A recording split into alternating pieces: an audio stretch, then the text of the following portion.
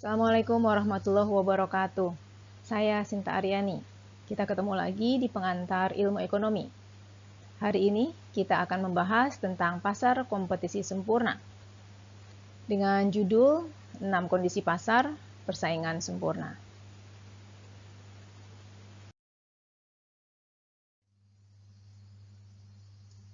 Ada 6 kondisi pasar persaingan sempurna.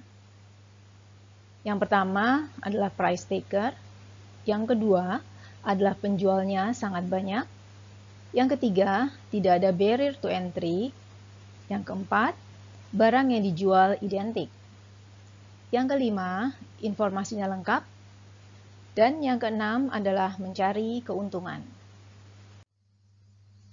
Sekarang mari kita bahas satu persatu dari 6 kondisi pasar persaingan sempurna.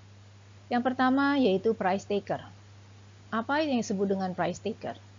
Price taker adalah baik pembeli maupun penjual, keduanya adalah price taker, yaitu keduanya menerima harga yang telah ditetapkan oleh permintaan pasar dan pasokan pasar. Seperti yang pernah kita pelajari sebelumnya, bahwa harga pasar itu ditentukan oleh kurva demand dan kurva supply. Yang kedua adalah penjualnya sangat banyak. Output dari seorang penjual sangat kecil dibandingkan dengan output dari keseluruhan pasar. Dan apa yang dilakukan oleh seorang penjual tidaklah akan mempengaruhi penjual lainnya di dalam pasar tersebut. Yang ketiga adalah tidak ada barrier to entry.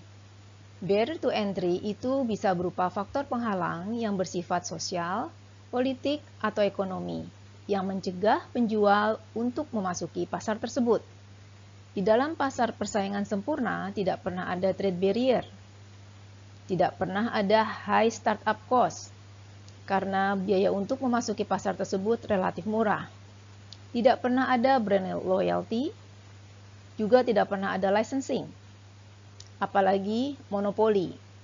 Di pasar persaingan sempurna juga tidak pernah ada advertising, karena memang tidak pernah diperlukan advertising untuk mengiklankan barang yang dijual oleh para pedagang di pasar tersebut.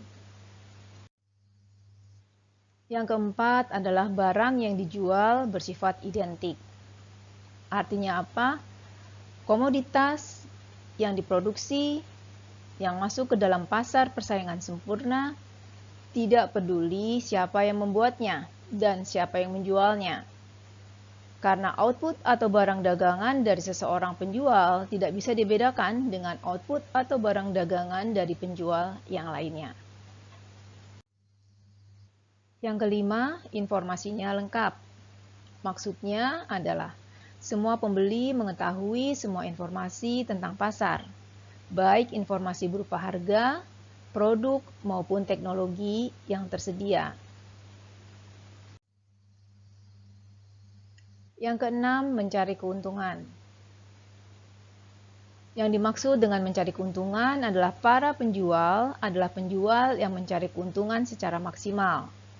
Artinya penjual hanya mencari keuntungan maksimum dan hanya keuntungan yang dicari di dalam pasar tersebut, bukan yang lainnya. Keenam kondisi ini jarang ditemukan secara bersamaan, tetapi perlu ada untuk keberadaan pasar dengan struktur persaingan sempurna. Beberapa contoh untuk pasar persaingan sempurna adalah pasar sayur-sayuran, kemudian pasar software yang dijual secara bebas.